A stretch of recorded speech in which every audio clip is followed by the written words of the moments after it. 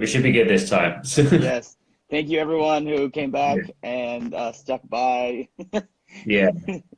Big apologies to everybody that was trying to be on YouTube earlier, but yeah, I think with all the people online at the moment, there's a bit of a slowdown going on. So Yeah, definitely. And if you are someone who follows me, be sure to follow Ben. I know you guys got an alert in your inbox that says I'm going live with Ben. So if you're here from there, make sure you go follow Ben. He's got some great content. He does, before I did anything, he was doing stuff for quads. And I'm a low level para, and he's a quad. So although we are very different, our strategies are similar in the sense that we're just trying to help people live quality of lives, have good fitness, overall health, all that fun stuff. So be sure, go follow Ben. yeah, and to all the people that don't know who Richard are, which I assume is very, very few people at the moment on my stuff. Yeah, definitely go check out his stuff. He does a lot of great stuff. You know, I mainly focus on fitness-based stuff, but you focus on quite a lot of other stuff, you know, to do with living your life and that, which is really cool to see. It's nice to see a good variety in a community of people and seeing what they're doing. So, yeah. Absolutely. That's one of my favorite things about this disability community and currently with the access that we have and the accessibility we have to the internet, that before it used to be you were lucky if you got one or two mentors over the phone. Like Yeah. you were lucky. And then maybe you could, send each other VHS copies of how to do floor transfers and how to, and how to do your catheters and whatnot. But Yeah, here we are. We've got YouTube, we got Instagram Live, Facebook, we got comment sections, we got videos, we got all that stuff. That's, incredible if you think about it. yeah, and especially with what's going on is if we had this international situation going on at the moment without the internet, we wouldn't have the same communities that are popping up, and it's amazing to see it all, which we'll dive into a bit more as we go along, I think. So yeah, I think that's pretty good with the introductions of what we've been doing here, and seeing as your audience is on at the same time, I don't need to really introduce you to too much more than that, I don't think. So yeah, I think we should talk about the current events. Obviously, that's quite important. What are you doing at the moment in terms of self-isolating? You've been putting up a vlog series. It's been great. But do you want to go into a bit of detail? Explain. Yeah, sure. So for those of you that know my content, usually I make a video a week that is usually pretty produced and pretty polished, and that requires me to have someone shoot the videos for me, and then he does the editing and a lot of scripting and writing and planning. But since I'm current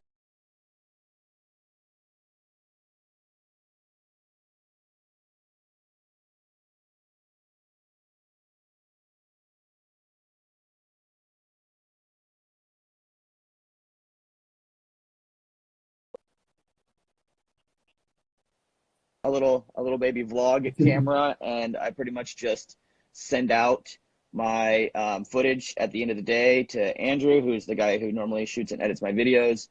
And so I put out a video Wednesday, and then I put one out, or no, I'm sorry, Tuesday, and then Thursday, and then I got another one that as soon as I jump off here, I'll be going to hit the upload button. But they're short and sweet. They're super unpolished, but they're kind of just showing you guys what I'm up to, and whenever I do something that is different because you're a wheelchair user or a person with a disability, I kind of show that. Like the video that's coming out today, I show you guys how to make my bed.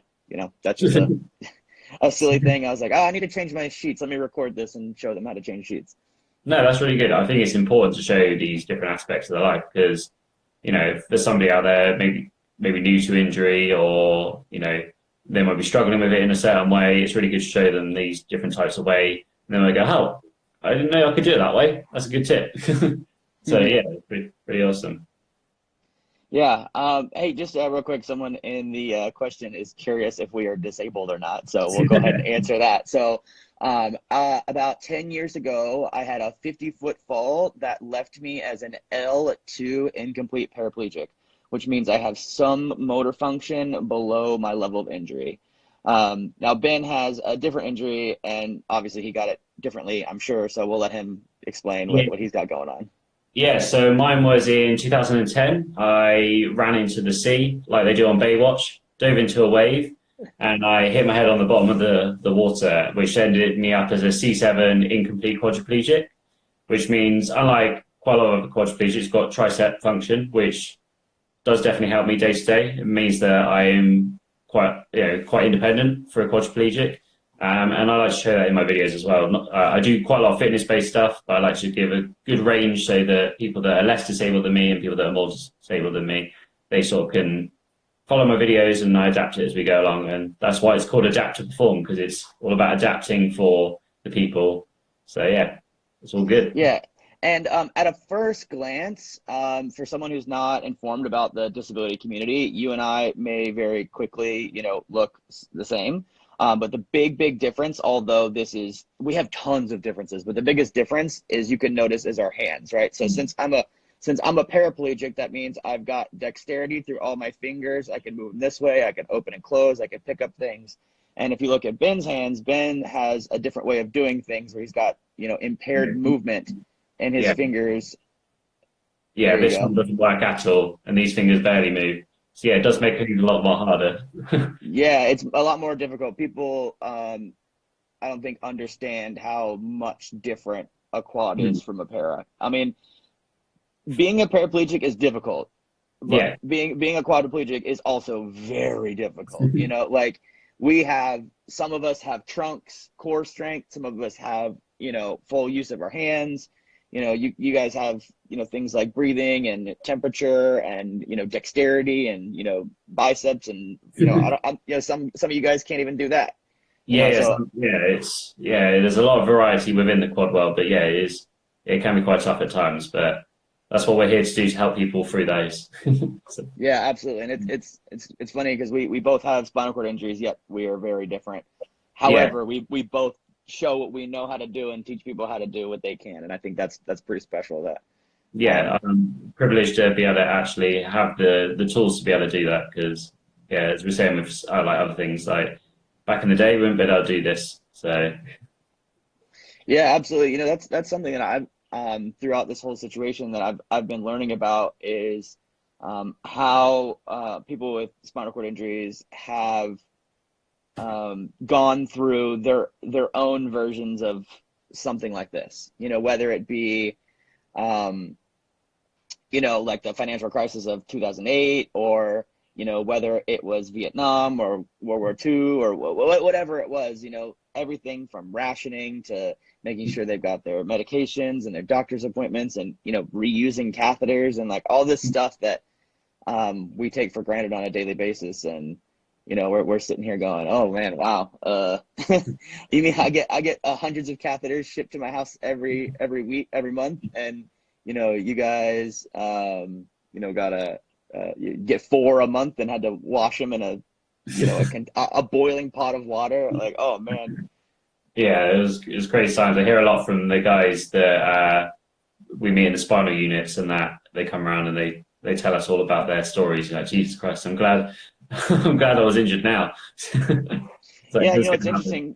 So you and I both got injured in 2010. So we both have about 10 years. When was your injury? July 3rd. July. Okay, so mine was January. So I'm a couple of months older than you. And we, to some of these people, and maybe even some people watching, like we're the elders now.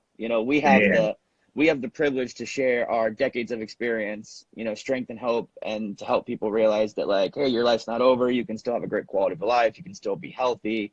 You can still have great relationships. You can still, have nice activities. And, that's something that I know when I got hurt, I wish I had. It was very much the start of kind of the internet. YouTube was around, Facebook was around, but Facebook wasn't doing videos. And I was real interested. I was always searching, what was my life going to look like? I had no idea. And now with Instagram and with YouTube and Facebook, someone who gets hurt tomorrow and is laid up in the hospital can search and find and watch and look at videos and go, oh, well, I mean, I thought my life was over, but I guess it's just changed. And, that perception is something that, it's hard to accept. It's hard to come to terms with. But I know that for myself, when I was finally able to go like, oh, my life isn't over, it's just different, that really opened up my mind to be okay with kind of what's happening. Yeah, yeah, definitely. So for me, it was a slightly different story in terms of when like the progress I went through. Because when I had my accident, I was a professional swimmer, and my aim was to get to the Olympics in 2012. But obviously that came to an end. But when I was in hospital, the aim was like, okay, I'm disabled now. I'll just switch it and go to the Paralympics. And my moment where I started to, sort of come to terms with it in terms of like getting depressed and anxiety and all that came 4 years afterwards when I quit swimming and I didn't have the purpose in life. And it's quite a thing I like to talk about on my channel a lot is having a purpose and using that purpose to bring happiness into your life. So yeah, it was strange that it wasn't actually the accident that made me like depressed and anxiety and that. It was actually losing the purpose in life. And it's when I started to get a purpose in life again and started to find new things I love and then get into adaptive perform and really push that, then I started to become happier and it sort of was like a snowball effect and everything got better. And I'm sure you're the same. You know, I've heard your story. You can say it to the guys who don't know you. Yeah, in terms of like having that purpose helps drive you forwards to be happier. Oh, massive. Yeah. I like to use the language or the terms new compelling future, because I know that when before I got hurt, I was on track to do some pretty cool stuff with my life. You know, I was training to be like a competition bodybuilder. You know, I loved doing CrossFit style workouts before CrossFit was even a thing.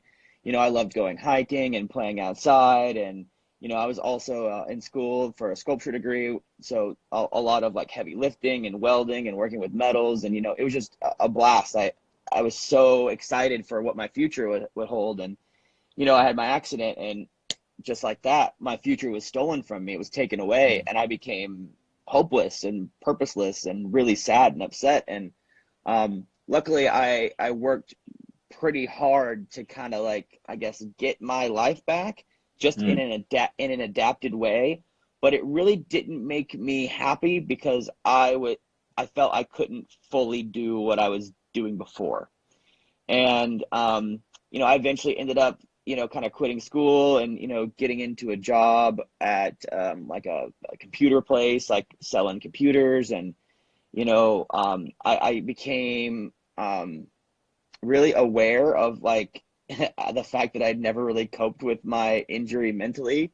And then I had, you know, just put myself in a situation where I was like, oh, okay, like let me take some study drugs and like let me take some pain medicine and like let me take some anxiety medicine. And before I knew it, you know, a couple of years down the road, I was taking, you know, handfuls of pills from bunches of different doctors and just, you know, in a bad place. And you know, I eventually ended up getting, you know, put in rehab and stayed there for, you know, a good 3 months. And then I did outpatient rehab and finally got my health back and my mind back and my body back and slowly started to, you know, exercise and, you know, try to walk again. And professionally, the whole time I was continuing to try to be like, okay, like I've got a really cool, I got a lot to say, but nowhere to say it. Like I've got a story that I want to tell, but I don't know where to tell it. And I mm, tried to, you know, kind of get back into some of my physical medium art. And that was complicated because it still had to be modified. And yeah. I didn't really like it. And then I ended up meeting Andrew. He invited me onto his podcast and we became like close friends, like really quick. And I told him, I was like, hey man, I really want to do YouTube videos, like, and like serious. I don't want to mess around with this at all. So we spent a good 6 months preparing like all the professional business development side of things. And we went on some trips and, you know, really like banked a bunch of videos and got them, you know, all ready to go. And then we launched Wheels2Walking. And I tell you what, that is what gave me purpose in my Mm, life. What gave me purpose is like when I'm able to release these videos, when I'm able to share my story and my experience and my strength and my hope, and I get messages from people that are like, hey, you've helped mold my life, you've helped me change my perspective on things, like, hey, I'm doing so much better, like that's my unit of measure. Like that's my Yeah. unit of success. I don't care about, the followers and the likes and the views and the comments. What really gets me is when people will reach out to me and be like, "Hey, because of you, I'm doing better now." And that makes me happy to know that I've been able to package all my mistakes Mm. in such a way that it can be like a big warning system for everybody else. Be like, "Hey guys, don't do what I did. It was a bad choice." Yeah. Yeah, I couldn't agree with you more there. The comments I get from people, like I recently did a 30-day wheelchair fitness challenge, and it was really hard work because I filmed a video every day for 30 days, which was a fitness video. So it was like I was exercising and I was educating people at the same time. And the thing that kept me going the whole time was the feedback from people saying like you're not just showing me what to do, you're like educating me, you're giving me that purpose to be able to move forwards and to be getting fitter and healthier. And yeah, that feedback was what kept me going. And it didn't matter having to get up at 4 o'clock in the morning to finish editing the video for that day because those guys kept me going. And yeah, that it was such a you can't exchange it for anything. Like it's pure and it's special and it's really awesome. Yeah, definitely. I'd say it's there's something special about being able to help people. Mm. And that isn't that word means a lot of things, help. And I try to think about all the things that my past self needed to know and all the things my past self needed to hear. And then I try to do my best to be a current day power of example Yeah, so that people that are going through what I went through 10 years ago can watch me and look at me and go, "Oh, okay, I want to be like that." You yeah, know, versus, not having any idea what's going on and being very frustrated and very angry and very upset and very resentful. And, you know, I think it's not a good place to be. And, that's why I try to be, and I know you're like this too. Like we're very open and vulnerable about our lives and what we go through and what we deal with. And, um, I think that's something that's currently really, really beautiful in social media is it used to be that fakeness was rewarded. The faker you were, the more you would be rewarded. Now it's switched, and now authenticity is something that is coming back, and that makes me really happy to know. I mean, even what we're doing yeah, right now. I mean, even the yeah. vlogs that I put up, like people are going, "Hey, I love this. This is totally a different version of you that I've never seen before." And some people Mm. that might be meeting me right now might go watch some of my old videos and go, you know, it's Yeah, like, definitely. yeah, Yeah, like we were saying before we started the live, like, I got used to you in terms of your polished version of yourself. And then I was watching the vlogs and it was like, hey, actually sort of can understand your personality a bit more and who you are as a person. And it definitely helped me connect with who you are. So yeah, it was really cool. yeah. And that's another angle that Andrew and I wanted to take by starting the podcast is that we realized that we had a lot of able-bodied viewers as well, even though all of our videos are wheelchair focused. And usually all of our videos are one topic, one title, one thumbnail, so they're easy to search. So if you're Mm. searching for how to blah in a wheelchair, or how to Yeah, do da da da in a wheelchair, that's how I kind of take those angles. But when you get to listen to us on our podcast, which is just the Wheels2Walking podcast, it's kind of a shoes off. We're mm. we're all just some friends sitting around, hanging out, got our shoes kicked off, goofing, laughing, having a good time. So there's a good number of people that have converted over to the podcast, and those people I think are the ones that know me like the best, the best, the best. It's like if you've read the Untold Story, if you've listened to any of the podcasts on Patreon, if you've even listened to the current new podcast, or have watched my videos, I in a strange way I think that there's people that probably know me over the internet that know me more than even some people know me in real life. Yeah, yeah, that's really cool. And hopefully someday in the future I can come over or you'll be over here and we'll be able to link up and Absolutely. do some stuff together over it. Yeah, Yeah, because I definitely have a UK trip wanting to do for sure because you and Jim are over there, and I definitely want to find a way to do some stuff with you and Jim. And then even some other stuff that's happening. Oh, for those of you that don't know, Jim is Wheels No Heels. Yeah. So she's another one. I think she was she doing videos before you, or were you doing videos before Yeah, her? I she's don't. been doing it for like 7 years. Yeah, So she's like the original like disability like wheelchair vlogger person. Like, yeah. yeah, I recently had her on my sort of chat show thing that I do, which is the Adapt to Perform show. And I had her on, and it's basically where I do like an hour-long interview with someone similar to this kind of thing and just get to know them and what they're doing. And yeah, she's a really cool person and really cool to hang out with. And she's super fun as well. That's Yeah, she seems like it. I yeah. can't wait to get myself in the position to do it. So I guess what's the old stay inside to save the summer? I think that's the whole thing people are saying. It's like spring got canceled, so let's stay inside so we can save the summer. That's a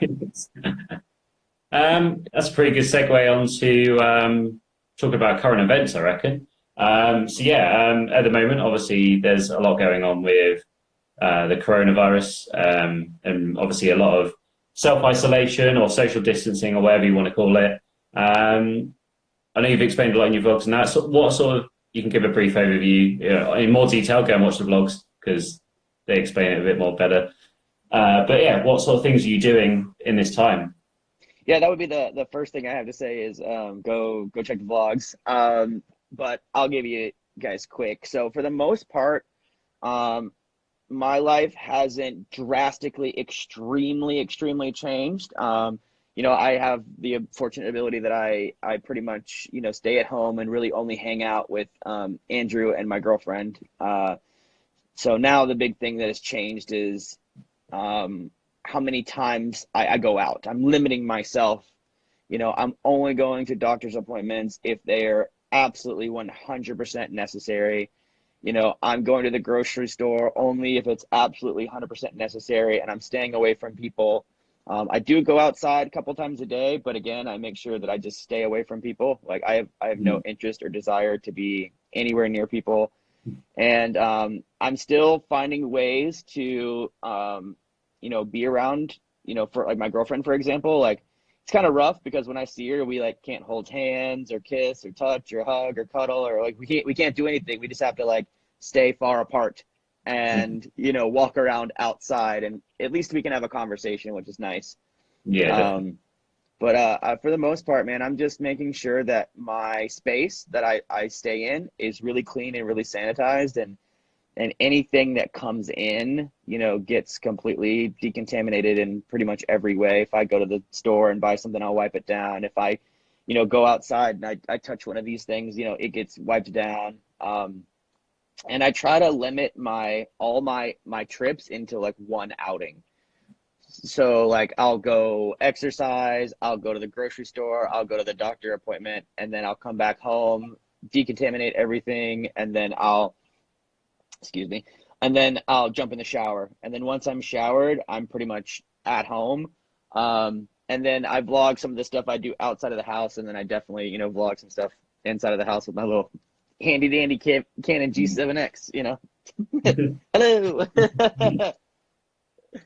But for the most part, yeah, I'd say that I'm fortunate because one, I live alone, so I don't have to worry about like any roommates or girlfriends or wives or kids. I don't have children, so no one's home bothering me or running amok.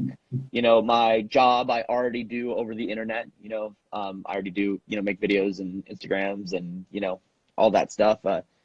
There's been a few hiccups that have been getting a little frustrating. Like I've got this merch that is like this far away from being done, but like all the corona stuff just keeps affecting it in some way, shape, or form. So it's like I'm ready to get it out there as fast as possible, but I don't want to do it incorrectly, I guess. But if you want to understand more deeply what I'm up to on the daily, and also some like thoughts and opinions and beliefs on the situation, and I think mental health is really important in this. Definitely. For sure. And I'm reaching out to everyone I possibly can all the time. Like I've used FaceTime in the past couple of days more than I have probably in the last year.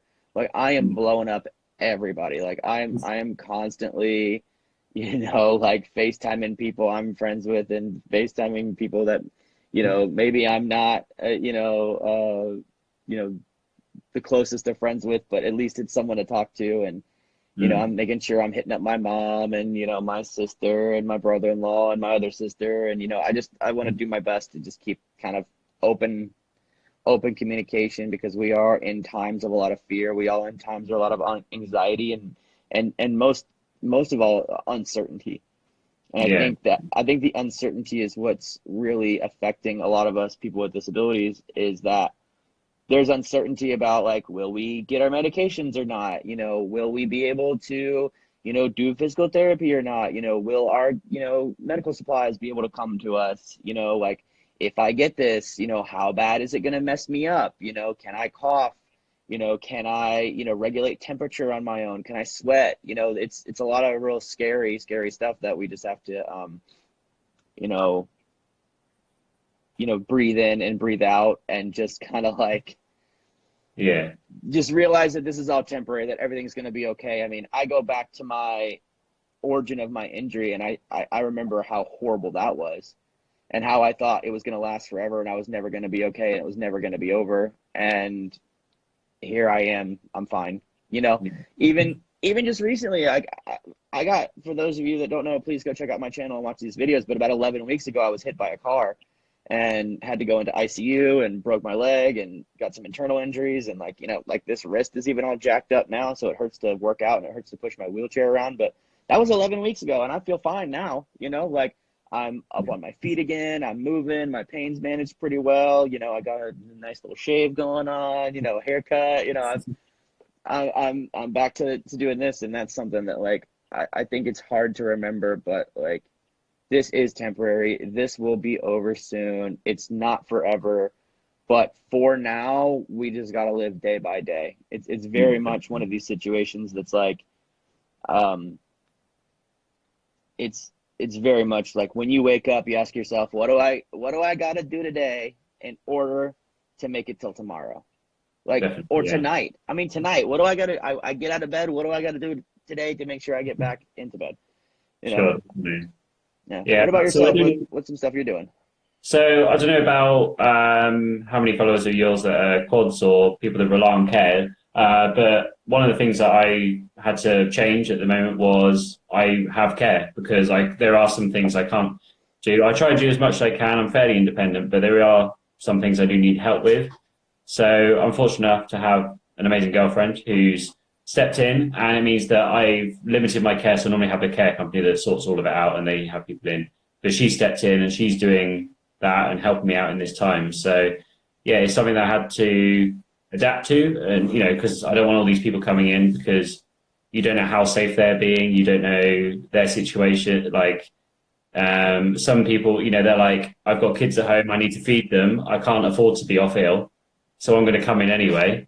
And that's just their situation, and I can't be reliant on all of them being as healthy as possible. So yeah, I have struggled with that. In terms of going out and that, I live in a building where there's a lift to go up and down. So every time I'm going out, I'm elbowing all the buttons to make sure I'm not touching. And then when I'm out, I've got a lovely park nearby. And at the moment, there's only dog walkers, and they're at least 5 meters away from you at the very shortest. So at least I can still go out. I can still get a bit of exercise in terms of pushing my wheelchair. One of the things I do love doing is go to the gym. Because my channel's all fitness orientated, I go to the gym 5 times a week. Same, yeah. It's been kind of hard not being able to go. I mean, I'm going to my apartment gym, which is very limited, but I'm lucky that I even have that, to be honest. Yeah, so for me, basically I can't get to the gym now. So I'm doing all my home workouts instead. So to try and keep myself occupied, I started the live chats. This is one of them. It's going to be on YouTube at the same time, but we had some technical difficulties. Yeah, so I started that, and now going to be starting doing live fitness channel stuff, as like fitness videos at the same time. So 5 p.m. UK time, I'm doing fitness for 15-20 minutes, exercise. You can work out alongside with me, and then at 6 p.m. I have some chats with people like Richard here, or various amounts of people. I did just post on YouTube my list of people that I've got coming up in the next couple of days. So yeah, I'm keeping myself occupied by giving more to the community, because yeah, it's really the more I give to people, the more I get back as well, and it just makes me feel happier and yeah, keeping me mentally sane in these times.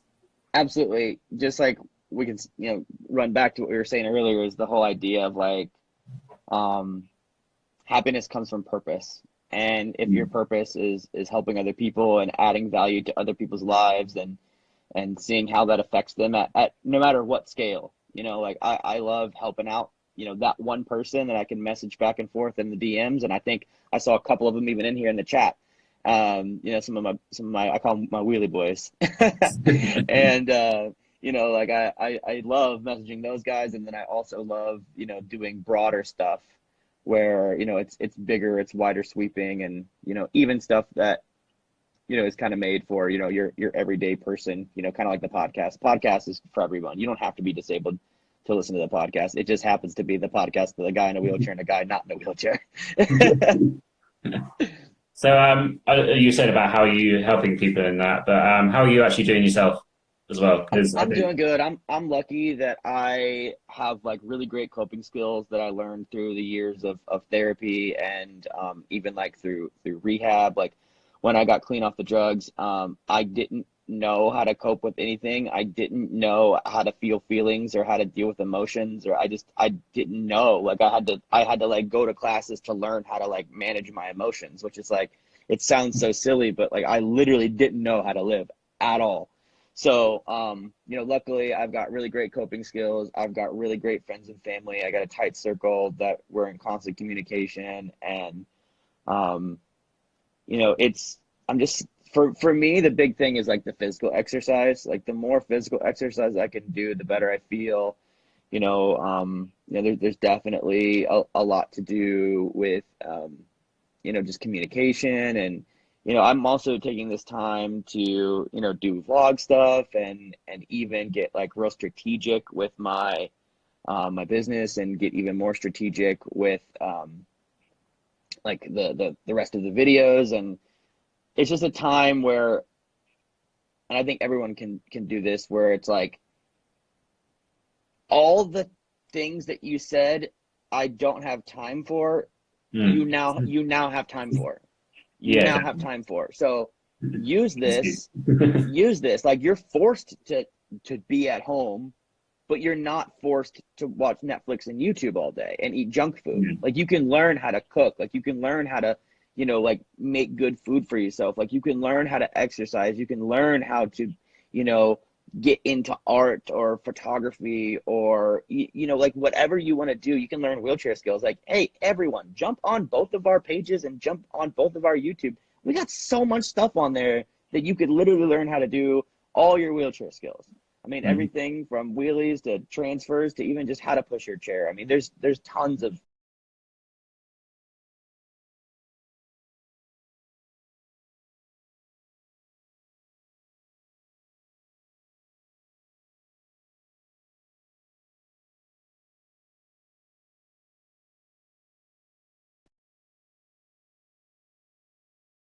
later in my vlog or whatever, but some books that I initially read like years and years ago, and throughout the years I've picked back up again to just kind of give me nice little refreshers, and it's time for me to read those again. So now that I have the time to read the books I've been putting off, I can now read them. Yeah. Do you have some recommendations on books then? Which ones you? Yeah, as a matter of fact, so you start telling them about your books. I'm gonna go grab the 2 books that I'm talking about, and I'll be right back. No worries. So in terms of books, I don't really read sort of like the self-help books and that. I get quite a lot of that from stuff from the internet, and instead I like to read novels and mostly comics as well. So you might have seen the new Netflix series Lock and Key. There's a comic of that, and I read that 5 years ago-ish, and it's amazing. Yeah, so totally. I was just saying, Rich, that I don't tend to read like the self-help books or motivation books, but I do like comics. And one that I had you in my head the whole time. I heard. All right, you did hear that. Yeah, the new series Lock and Key, the comic is excellent. So if anybody's out there that's into that sort of stuff, I'm a big fan of comedy. Comedy's great. Yeah, so awesome stuff. Right, let's hear about your books then. Yeah, so the 2 books that have been the most impactful in my life, throughout the years. And the first one, and you'll get a kick out of this because just ignore the title. It's silly, but it's true. So this one's called Personal Development for Smart People. And I remember when I first saw the title, I rolled my eyes and was like, are you serious? Are you serious? You're going to say this? Because I guess dumb people do personal development. But what I really liked about this is if you're a person who reads personal development books, this is nothing like any of those that you've read. There's no wishful thinking. There's no hopefulness. There's no motivation. There's none of this like, you're amazing and you're incredible and you can do whatever you want. So go do it. You know, it's not like that at all. It's very much about like taking like strategic approaches to what you want to do in life. And there's like this triangle that has 3 points and then like the points intersecting each side. So there's like 9 main points that this book makes. And I can't get over how many times. And the guy who wrote it, his name is Steve Pavlina. He's got a really great blog. And I was way into his blog and I would read his blog all the time. This was probably back in 2008, 2009. And then he had a book. So I said, okay, let me grab this book. The next book that's been really important to me is a book called The War of Art. And this is a really easy book to read because the chapters, like that's 2 chapters. Like the chapters are a page long or maybe 2 pages. And the reason why I like this book a lot is because if you're a creative person who deals with procrastination, this book will help you immensely. And I like it because it's something that like he names it basically procrastination, something called resistance. And basically how you can identify, defeat, and use resistance as a strategy to help you achieve your creative goals.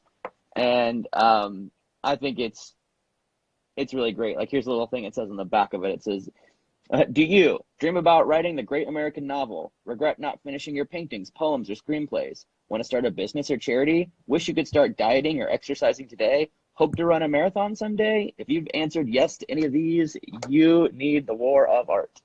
And it's a great read. And I keep probably 10 copies of this at my house and I just give it to people all the time. Anybody I know who's like, I have a lot of like, you know, creative people in my life that come in and out, and whenever I have conversations with them and they're always talking about, man, I'm working on this project, but I just can't get the motivation to do it. I'm like, I got something for you. And inevitably they'll hit me up in a couple of weeks and be like, at first I didn't touch the book, but then I opened up the book and I've read, there's like 3 books inside of this one book. And he's like, oh, I've read the first book, you know, 3 times already, and I just can't, it's amazing. So, you know, these are the 2 kind of things that I'm going to give myself a chance to sit down and read, because most of the reading I do is internet, you know? Yeah, same here. You know, I read a lot of, you know, like Instagram captions, and I read a lot of YouTube comments, and, you know, I love audiobooks too. Audiobooks Yeah, jam, because honestly, if I sit down and read some of these, I will fall asleep. I'm so bad at, I would just pass out. But when it comes to audiobooks, I can go drive, I can go grocery shop, I can do a bunch of other things, and I can still definitely. just listen to it in my head. That's awesome. And the thing that I like to do, because I'm not a heavy reader as such, but I like to learn through YouTube. So people like us, obviously, but you know, I learn how to YouTube by doing YouTube, like by watching YouTube. So I was watching other people on YouTube, how they did it, learning from them. And yeah, if you want to learn a language or you want to learn how to draw or anything, you know, YouTube's such a great resource for learning these days. And yeah, it's amazing that we can be part of that as well. So yeah, seriously, I call it YouTube University, and it's something that you can.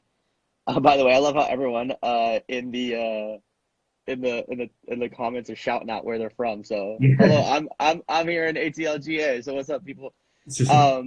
But yeah, so YouTube University is a beautiful place that you can go and you can learn. But you got to find what I like about that is you can find a teaching style that you can actually connect with. definitely, Because in real life, if you go to like college or get a professor or a single teacher or whatever, and you don't connect with them, it's going to be hard to learn. And on YouTube, you can find people that you want to learn for. I mean, even the same things in literature. Like I'll grab books and I'll read like a couple of pages, and I'm like, I hate this person. Like I don't want to learn from them. Like I'm not interested in learning from this person. And then, you know, there's other situations where, you know, I'll pick up something totally random that I didn't even think I was going to enjoy, and before I know it, I've watched or listened to or learned, you know, a bunch of stuff. I think recently I got into some tax videos. I was trying to figure out how to like give my contractors, my two producers, the podcast producer and video producers, like 1099s, and I'm like, I don't know how to do that, so like let me go on YouTube. And then before I know it, I'm learning about like tax laws and entities and subsections of code, and I'm like, oh yeah, I like this. I'm gonna start filing people's taxes for them now. I know too much. Oh, that's good. Yeah, it's funny when you start to learn or when you fall down that rabbit hole of YouTube learning.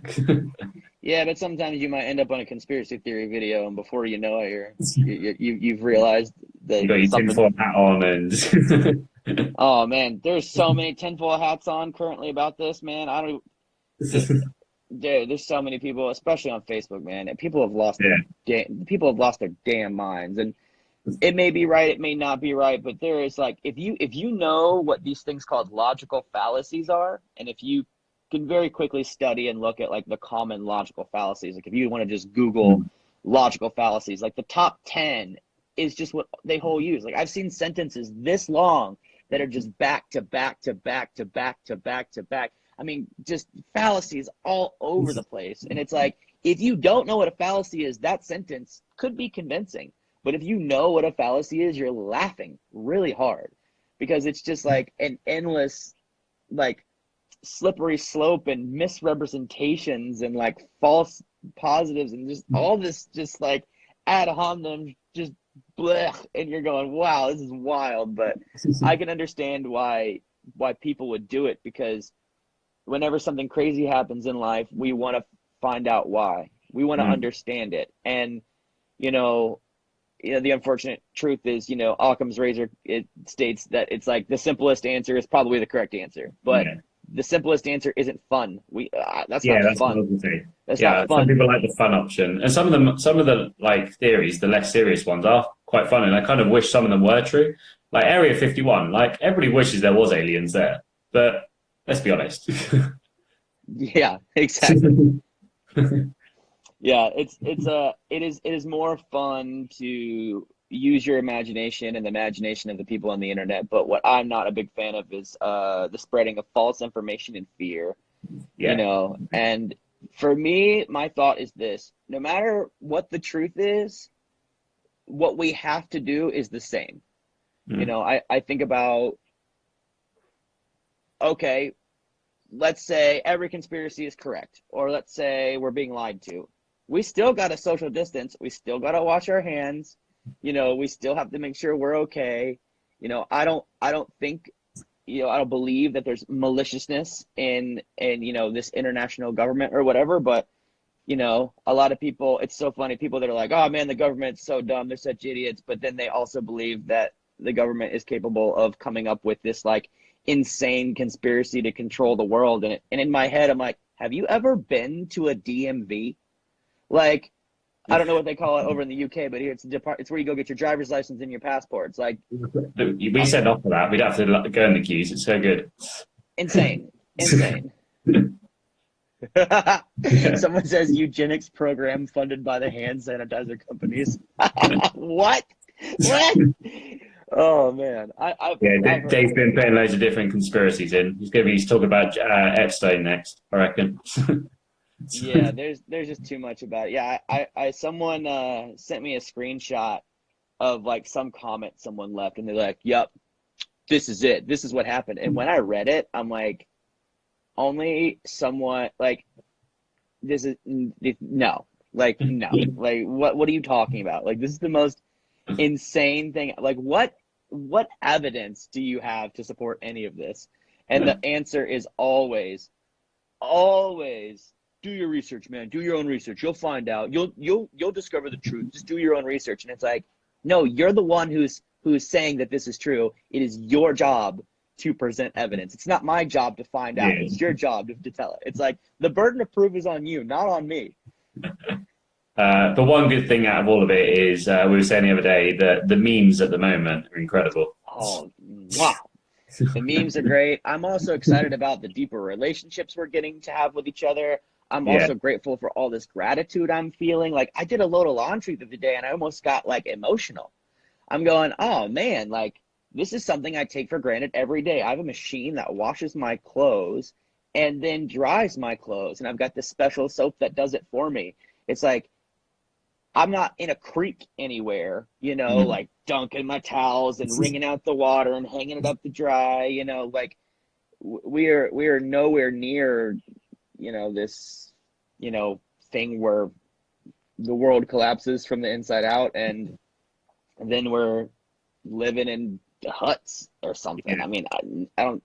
I think it's a good time for it. Like on social media, you know, it gets a lot of hate and there's a lot of things about that. But I think with this period, one good thing that will come out of it is how social media could be used for good and how it can bring people together and how it can unite people and send information all across the world and help, rather than to be this thing that is causing lots of anxiety and depression. And I think that from this, the wider audience, you know, we know already that social media can be used for good, but I think on a wider sort of broader spectrum, more people will see the benefits of it. So I think that's something that will be interesting to see if it lasts. I hope it does.